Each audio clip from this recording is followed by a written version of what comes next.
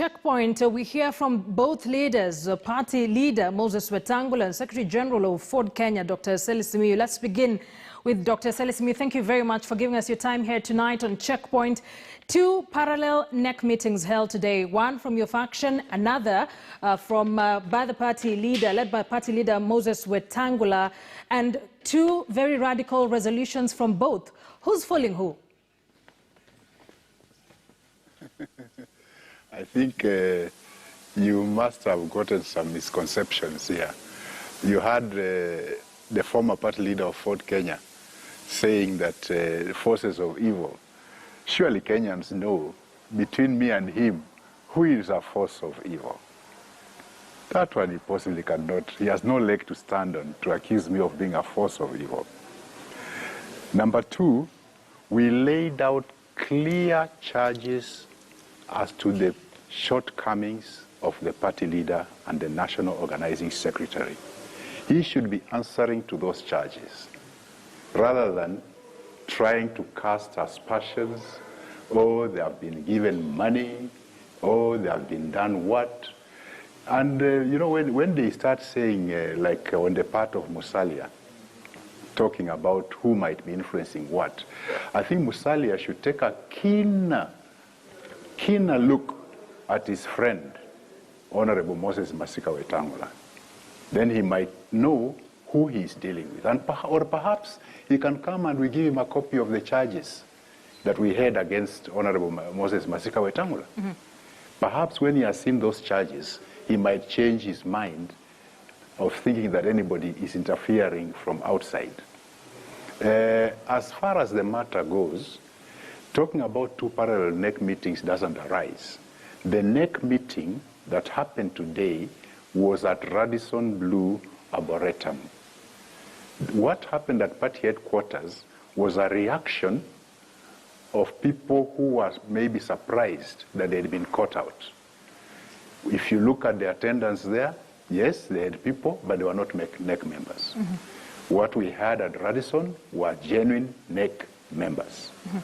So I would like to tell Honorable Moses Wetangula that, my brother, at times people can be tolerant, but they will observe you for a while, or in your case for quite a long while. But when it gets to a point where it's gone too far, somebody will have to stop you. Because this party, Ford Kenya, was founded with clear ideals. Okay. And those ideals were not what we are seeing now. Right. You started mentioning... So that one, you just have to be clear. Yes. Sorry? You started by mentioning what allegations Moses Wetangula has had about this meeting and other influences. He alluded to the fact that delegates were airlifted to Nairobi, saying that there's a powerful hand to what is happening within the party. What's your response to that? Is the party being infiltrated by outsiders? Delegates, whenever there's a meeting of any political party, delegates are always ferried, or they use their transport and they get refunded. So the issue of ferrying delegates doesn't arise. I think the Honorable Moses Wetangula has been doing all this, is running roughshod all over the party, imagining that we will not be able to gather the delegates. But the delegates were fed up. And once they were informed, they found a way. Quite a number of them were already in Nairobi. They have been in Nairobi for quite some time. And in fact, they are the ones who have been telling us that, look, you people, we cannot continue this way with the party. You need to do something. So more than half of that number were already in Nairobi. And they were just fed up. They said, this has to end. Mm-hmm. So as Secretary General, after receiving so many requests, so many appeals from the members of the National Executive Committee, I decided to call a special meeting. And what I did is constitutional. Because if you look at our constitution of the party, a special NEC meeting does not need a notice. And once the members have demanded it, my only action was to call the meeting and let the members present the charges, ventilate on them, and come up with resolutions. One of the resolutions, that was proposed, was suspension. But the proposal that won the day was dismissal. And the NEC is within its powers to do so. So whatever he tried to do at party headquarters, where he was actually just a squatter because he's no longer the party leader, is a sham. And I think as a lawyer, he should relook at what he's doing. Dr. Simiyu, who has the instruments of the party? Who has the registration certificate and the seal of the Ford Kenya party currently as we speak? When you talk about custodian, by the constitution of the party and even by the Political Parties Act, the custodian of all these instruments is the Secretary General. And of course, they reside in the office, which is the headquarters of the party. So even if anybody tries to walk away with it, doesn't mean that he has walked away with the party. The party is not a piece of paper. The party is the register at the register of political parties. Interestingly, this comes about 2 or 3 days after the Kajiado meeting held at the residence of Kotu Secretary General Francis Atwoli. Was this planned there? Could this, what we are seeing today, have emanated from that meeting on Friday?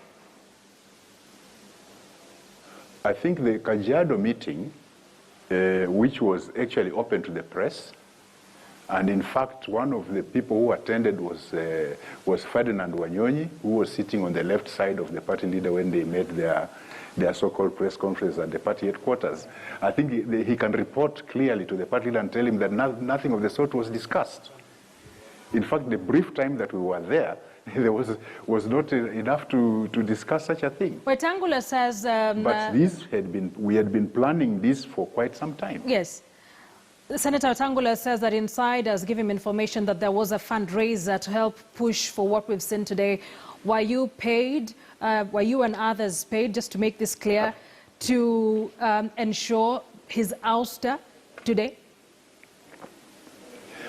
I think that's what Moses Wetangula is used to, paying his way. And when things happen genuinely, he still thinks that therefore somebody must have paid. Because that's his modus operandi, and that's one of the reasons that the NEC members decided to dismiss him. Because we as a party with ideals cannot continue operating that way. And his assumption that therefore somebody has been paid is just because that's the way he operates. But that's not the way I operate, and he knows it. This also coming after the Nasir purge in the National Assembly, from leadership in the House to committees, and it would appear that from what Wetangula as well says, that the party is split. Some want to work with a handshake side, President Uhuru Kenyatta and ODM leader Raila Odinga, some working with Deputy President William Ruto. Are the events we saw today as a result of suspicion that, among other things, the party leader is working with Deputy President William Ruto? Does it have a connection? That may be happening, that there might be different groups in the party supporting different factions or staying neutral or whatever. But no, it's not part of the reason for today. Part of the reason for today is clearly stated in the charges that were presented against the former party leader of Ford Kenya. I think you better come to terms with that. It gets to a point when people realize that you are leading them to nowhere, and they decide they want some new direction, they want a new leadership. Because if now three consecutive elections, Ford Kenya has not fielded a presidential candidate, then what's the party there for? Because the party is supposed to be there to seek for leadership. So if every election you are always wavering going to support somebody else, and even this coming election, it seems to be wavering going to support somebody else, then in that case, you better leave the party so we can decide to chart our course and find somebody who will actually run for presidential elections. Finally, Dr. Simiyu, in under a minute, where is the deputy party leader, Richard Onyonka, in all this? Richard Onyonka, I think, was playing double agent. He was coming to us pretending that he's with us and going to Wetangula pretending that he's with him. Then finally he went how do you call it? He turned tail. which is very, very unfortunate, because as a politician of his stature, he should be able to come out clearly and state his stand. Thank you very much. So if he didn't support what we were doing and did not support what Wetangula was doing, he should just come out clearly. Thank you. you. Doesn't have to play that game. Thank you very much. Useful. Thank you. We'll have to end it at that. Thank you for joining us tonight, giving us your time here on Checkpoint. Dr. ESELI Simiyyu, Secretary General, Ford Kenya, saying